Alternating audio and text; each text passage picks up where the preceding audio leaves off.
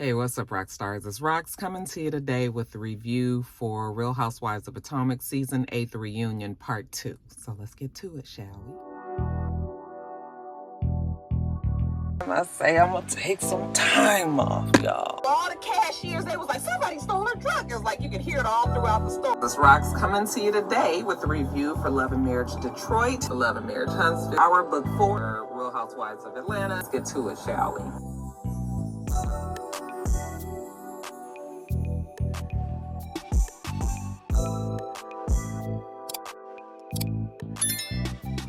I'm trying to get this done before work. It is cold out here, but actually I think it's going to be a little warm today. Yeah, it's early. So the show starts where it ended last week, which was with Mia explaining to us how Mr. Ink believes that Jeremiah, I was calling him Jeremy, it's Jeremiah. I'm surprised none of you guys corrected me, child. I guess y'all wasn't on y'all job last week. But anyway, she explains that, well, like I said last week, maybe there was some overlap. You know, she was kind of seeing Gordon, also still trying to break off the ties with Mr. Ink. She actually said, yes, she had an affair. But her and Gordon, I don't believe, were married at the time. Maybe they were, child, I don't know. They're going to start talking about that, but then Karen interrupts and says, you know, the fact that Jeremiah is a child and he's going to be able to see this on the internet, maybe they need to move on. And I agreed. I was like, this is going to be awful. Just the fact that it was brought up this in the reunion and even in this past season, you know, that's not a good look. Now, I don't know, with Karen shooting that down, you know, are they still going to, because I feel like they were going to use that as her storyline next season. Like, how are they going to delicately do that? I mean, either you're going to expose it and you're going to exploit it or you're not, you know, so that was interesting. Anyway, Andy agrees to move on. Now, Karen, is this the DJ that you heard about? Yes, radio personality. Mia would like to explain to everybody that he is a radio personality, not a DJ. And Karen says, well, she had heard about this guy after the party that Mia had, well, the party that Mia had, you know, when they showed the photos that they took for the magazine. And Mia was like, no, we weren't even in contact then. But, you know, like Mia said, she's been very transparent with this whole thing. Everybody was kind of acting like the divorce was out of the blue. But, you know, Mia said, I sat down in the spa with Robin and told her I was, you know, thinking about getting a divorce. So, like, I've been saying what I've been saying. She has been saying it all season, you guys. And she's been having that look on her face like she just been trying to suffer through, but she already knew what she was going to do. Giselle asked her, did you break up with G because he was not financially stable and you got with Mr. Ink? I'll keep wanting to call this man Murder Ink. What the fuck is it? Can they just call him his name? I mean, we seen his face. They gonna know who he is eventually. Was he more stable and that's the reason why you got with him? And she was just like, no. G and her situation has nothing to do with her relationship with Ink. So she says, it's just the timing. Bad timing. Draft the look. So when did it all go so bad with G, you know? And Mia said, listen, G is basically controlling. The fact that he, I guess, locked her in the room and drained her bank account, you know, she felt like that was controlling and that was something that she wasn't going to want to deal with. She also found out, the way she tell it, soon after they got married, that Gordon was not good with handling their finances, managing the finances, and that he basically was bankrupt, even though they had this big, lavish, you know, elaborate wedding, and they were living high on the hog and the penthouses and in DC and all of that. But Mia was like, you know, when she really thought about it, no, that's not really what it was. I was like, child, that sounds like Simon. It got so bad that now they even have to go to court over this unpaid rent, you know, on the penthouse, the last big penthouse that we saw them living in. Now they got to go to court about unpaid rent. I said, child, you didn't get on that state-sponsored pay back the rent. Child, I used to work for it, so I already know. Like, you could have got that shit handled. Here in Georgia, in at least in the county that I worked, we was paying 18 months of back paid rent, child. There ain't no reason why you couldn't have did that. I don't know if it was the same out there, but shit.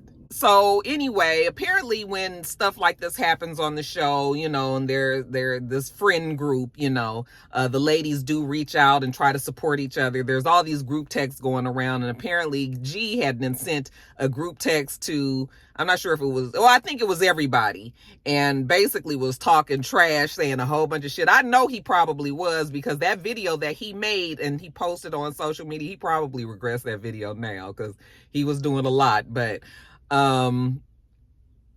if it was around that same time, the same time that they filmed that 3 months later part when G was just really, really mad, I can imagine some of the stuff that he was saying.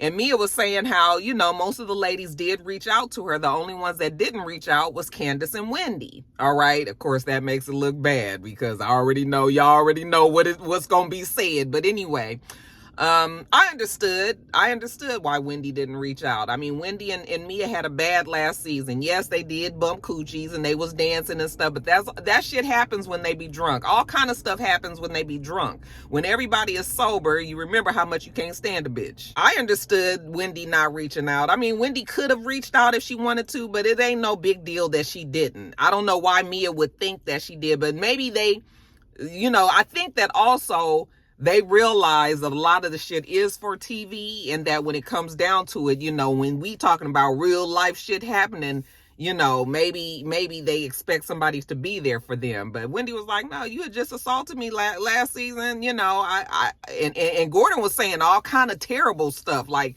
Wendy was just like, I didn't even want to get in that. And that was pretty much what Candace said too. Candace was like, Candace has been involved in so much drama, and I think Candace was just like, just did not even want to be in it. Of course, we talking about this sisterhood thing, and every time that comes up, I just smile to myself, because I was like, you guys are so far from being sisters. Like, why is it, that you guys want us to believe that you sisters when you guys, well, maybe they do. They say sisters fight like cats and dogs, but I'm thinking by the time you could become this age, you shouldn't be fighting like cats and dogs anymore.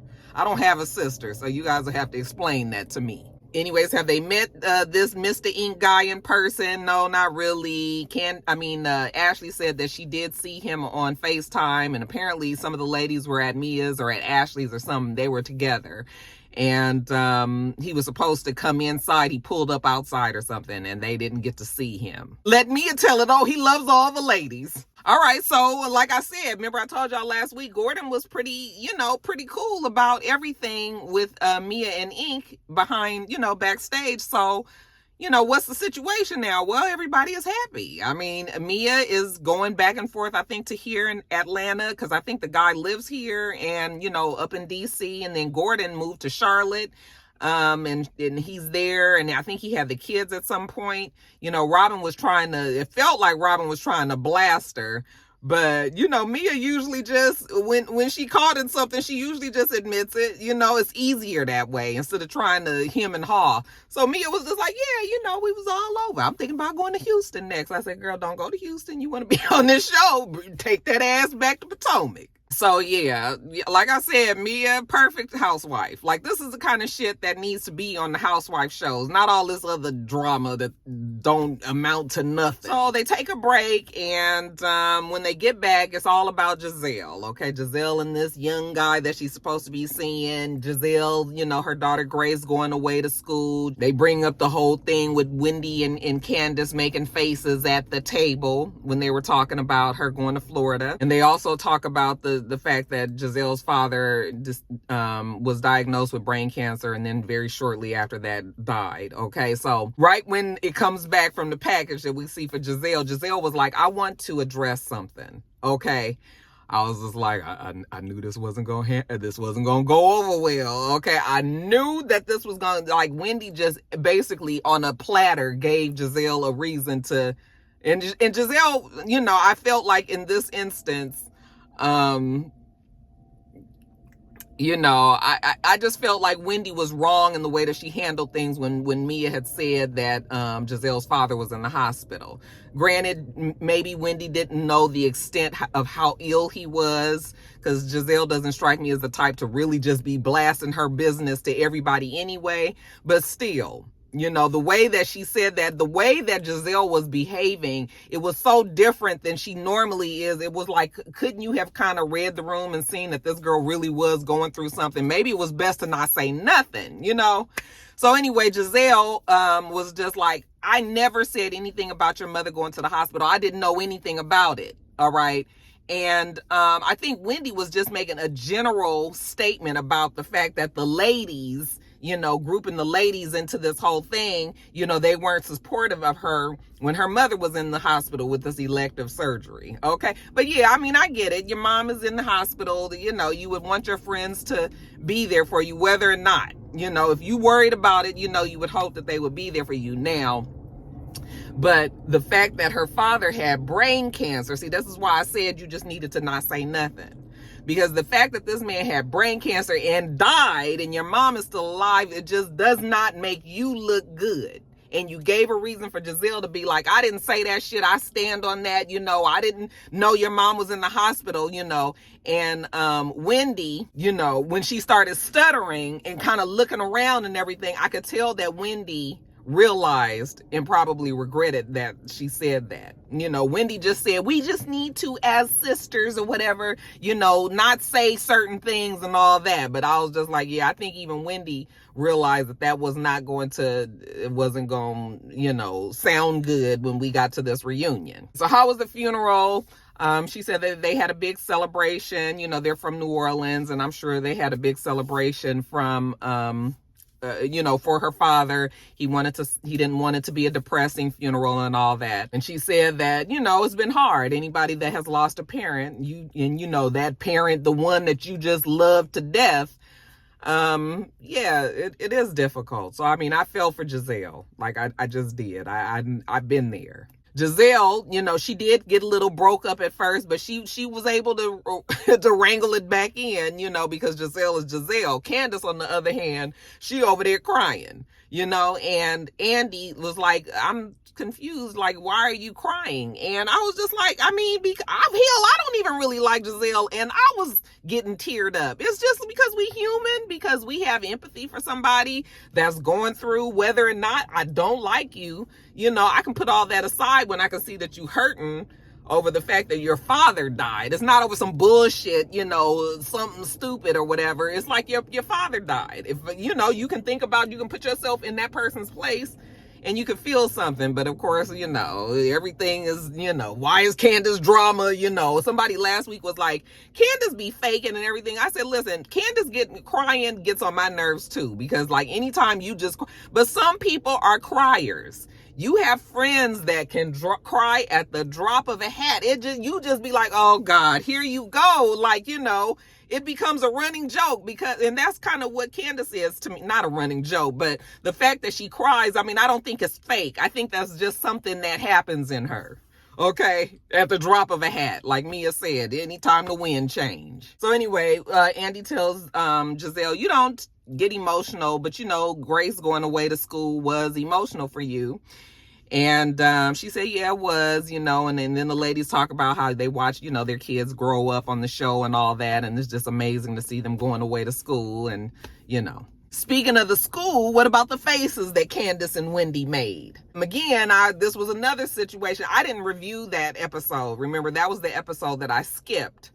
And I didn't even go back and watch it, but I did watch a couple of clips, and I knew this wasn't going to do well either. I was like, here go another time that you guys, because this is great, Giselle's daughter, and you guys are making faces, whether or not you guys were making faces at the fact that she was, you know, it just, again, it wasn't going to look right. I know you guys going to be like, they can make faces, and everybody does make faces. But you ought to know that they're going to edit this to make it look like you was all, you know, making faces about the daughter and the things that was said. So again, I just was like, I knew it, you know.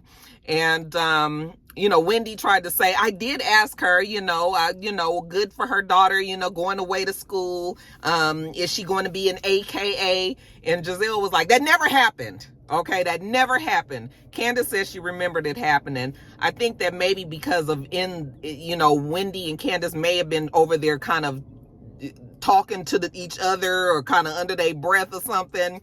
That's how, but the fact that they could not produce that on camera, you know, that they had caught that on camera, them saying that, you know, because Giselle was just like, run the tape then, because, you know, them editors now, they extra shady, they gonna run a tape if they have it.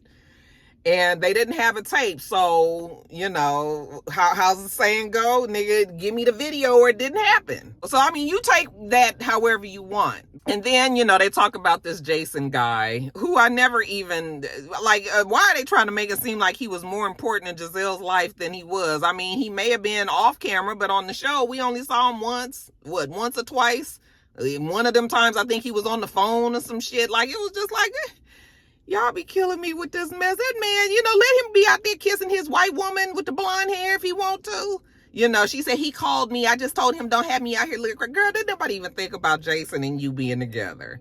And apparently she's seeing somebody else. I mean, she's dating, okay? And she is dating Mia. The way Mia was making faces and over there, I feel like Mia knows who it is, but just didn't say. But he's supposed to be an athlete, you know, because, you know, Giselle loves an athlete. And she's going to see him after the show up there in New York. So, I mean, that's that too. So then they take a break again. And when they come back from break, now we on Candace again. I was like, ooh, I'm tired for old girl. I mean, damn. They just gonna stay on Candace this whole time. So they talk about the lump that she had in her breast. But that lump did actually go away. You know, by the time she went to have it biopsied, it was no longer there. So maybe it was just something that was swollen in there. You know, God is good all the time. All the time, God is good. She had her tour. It was 9 cities. That went really well. And then one of the viewers asked the question is, what was the problem with Drew Sidora? Why is it when you were going to go back to Atlanta, you didn't want Drew Sidora to open for you? And I couldn't understand what she said, but it was just something about, I don't like the way that bitch move, okay? I don't like the way she do things. Somebody said something along the lines of somebody stealing a friend of I don't know, but whatever she said about Drew, I said, I bet you that shit is true. Drew gets on my nerves, child, and she be 20 on 10 all the time. So yeah, she ain't even got to tell me Drew did something. I know that bitch did it. Then they talk about Michael's lawsuit being dropped, and I was surprised that Candace actually said that she didn't think Ashley knew anything about this. I said, Candace, girl, are you just... It's something about Candace and Ashley, that dynamic. Like, I feel like Candace still wants to be Ashley's friend, even after all of the shit. Because you cannot sit there and tell me that Ashley don't know about that situation with Michael. I feel like the whole reason why Ashley and Michael are saying that they're getting a divorce is so that Ashley can kind of separate herself from the bullshit that Michael got going on over there. Michael don't have to come on the show because he obviously doesn't want to be on the show, okay? And she can just kind of, but he paying the bills, and we gonna hear next week about her rubbing his feet or some shit every night. Y'all together every night? Why do you think that? You know, so when Candace said that, I was just like, okay, Candace, I guess. But she even said her mother is convinced that Ashley knows. I was like, yeah, listen to your mama. Then we talk again about the shit with Robin. And I'm just going to give it to you guys how I see it. You know, they asked Candace, or, you know, they say that the way that Candace was acting, that it looked like she was trying to come for Robin's job. Absolutely, I believe that Candace was. Okay? It may not have been at the forefront of her mind, but I know she probably was trying to make a point that this bitch is on this show and not showing her reality. And so, yes, I think that Candace, I don't think she was making calls. She wasn't doing like Nene and all them, you know, with Cynthia. But yeah, I do believe that she was trying to make a point to see that Robin out here and then trying to get paid on behind a paywall on Patreon and all that. Yeah, absolutely Candace was trying to show that. She says that she was extra critical, but she needs to remind everybody about the timeline. So she was saying this happened after that, and that happened after this, and this and that, and this and that. Robin says that the reason why she just can't fuck with Candace no more is because of like the colorism talk. That colorism thing got really, really big. You know, we've been over this colorism many times on this channel. And I will admit that there are times when I don't see all these little these little things where people will be, oh, that's colorism. Like, I don't see it. And so I honestly did not think that the ladies were colorists. I just didn't. But, you know, many of you guys have tried to explain it to me, and this is something that we just gonna have to agree to disagree on. But Robin was just like, that shit was a lot. Like, everybody was calling her this. You know, they bring up the text message about the white woman comment, you know, looking like a white woman adjacent or whatever. And they kind of joked about it, but I think Robin actually was being sarcastic, not joking. And Candace kind of thought she was until she realized that maybe she was mad, and she asked her, was she mad? And she was like, never answered that. Because Robin probably was like, bitch, how can you ask me this with all this shit going on? Candace was like, in my family, we talk about race all the time. Okay. And so it wasn't a weird thing for her to talk about, but Robin was just like, I ain't never had to be through that. Like, I guess Robin would not look at herself as a colorist. So Candace said she never called her a colorist.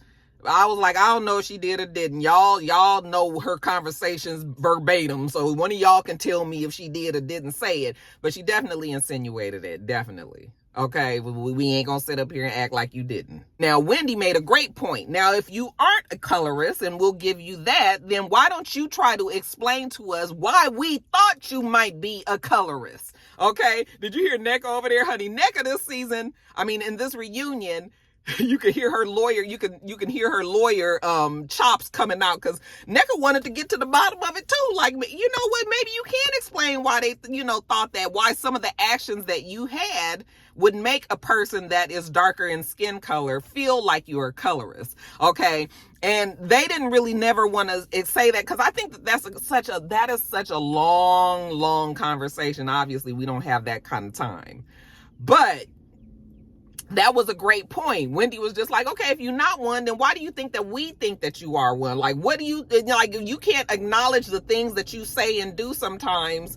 Well, it's not necessarily what they say, but what they do, the way that they move, can make a person feel like they are making them choices because of color of skin, right? They don't really talk about that because, like I said, they just want to get away from it. But, Robin, Giselle is just her regular Giselle self, but Robin is still real pissed about it. So Robin probably was dragged through the ringer, child. I'm talking about dragged through the ringer. But yeah, NECA, it's too bad that we saw her little personality kind of trying to come out in this reunion, but, it's kind of a little too late. I feel like she's going to be off the show next season.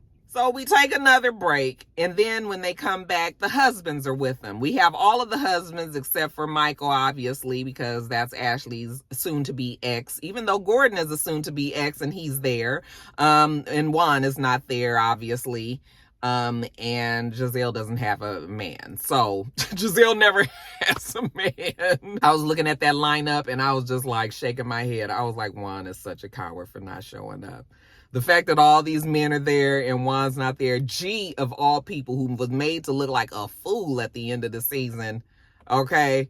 You mean to tell me he could be there? And yeah, speaks volumes. So, Andy goes around, says hi to the men. Eddie is doing well in his cannabis thing. Like I said, G is there just to support his ex-wife, and or soon to be ex-wife, and Chris is there as well, even though Chris is super on the defense. Super on the defense. And understandably so. But I'm gonna just say that when the talk about the mistress came up, I just need I need him to expound a little bit more. Like, this trying to shut it down shit, I need a little bit more than that, because when you try to shut shit down and not answer certain questions, it sort of makes you look not necessarily guilty, but it's just sort of like, wait, what? So the girl came out and said that she was in an inappropriate relationship with him and that she ended up getting pregnant. Okay. Then she came back out and said, no, she was not pregnant, that she took it all back and that she lied. And then apparently she came back out again and said, no, she was not lying, and that so child, don't nobody know what this lady is doing. Okay. Remember I told you one of the Roxstars was like, adamant, like, no, he did have a relationship with that woman, and somehow she got spooked and said that she wasn't gonna do it. You know, Candace, did you pay the man off? And the lady off, and Candace was like, no, I did not. Okay, but she kind of laughed about it, like, you know, and she just kind of sat there and listened while Chris kept on saying, you know, I have nothing else to say about it. Like, I don't know her. Like, I've never met that lady in my life. And okay, I mean, I guess he said it. He never met the lady in his life. I mean, I know that's what you guys gonna say. So yeah, he did say that, but it was just sort of like, so where these pictures came from? All right. Well, where the pictures came from? I mean, I guess he probably would have opened up a bigger can if he'd have been like, no, I didn't send them pictures to her.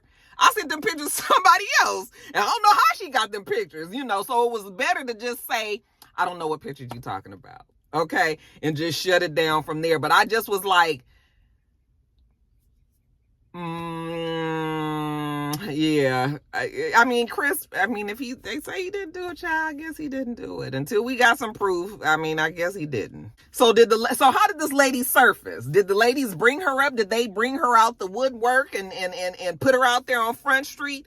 And Candace was like, you know what, I wouldn't be surprised if Giselle ain't had something to do with it. You know, and Giselle was like, I didn't have nothing to do with it. So we get off of that, and then we bring back up the fact that G is there to support Mia. You know, and that Juan is not there. He said that he was just there to support her. And I that made me respect G. That brought a lot of respect back to G.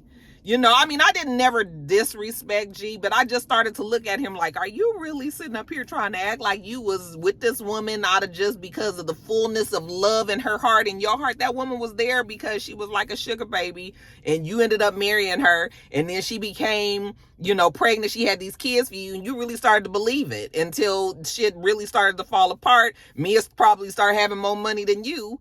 And she was just like, nigga, well, I mean, I can do this all by myself. Now she done picked up another child having to take care of Gordon. The fact that this man is there to support her, and he's going to have some big announcement next week. Watch it not even be all that big, you know, but they was making it seem like it was going to be something, you know. Mia had her tears, and he was like trying to say something, and, you know, that they might be aware of, but they don't know for sure. So he going to let them know today.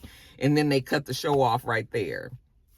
So y'all leave down in the comments what you think Gordon's wrong answers only. What y'all think that Gordon is about to announce, y'all. And I guess we'll see next week. All right, you guys, that is it. Let me get on off of here. I got to get this edited. Work is going to be busy today. So I tried to get this done before work. I still got to walk blue and all that stuff. But I am working from home today, which I'm telling you, I love, love, love. Not having to work Monday and Friday in the office. It is the best. Anyway, you guys, I'm going to get off of here. Make sure that you thumbs up the video, comment, subscribe to this channel if you haven't already. I'm Roxanne. The channel is It's Rox, and everything else I do will be in the bar below. All right. So I hope that you have a wonderful, wonderful rest of your day, and I plan on doing the same. Till next time, Roxstars. Bye.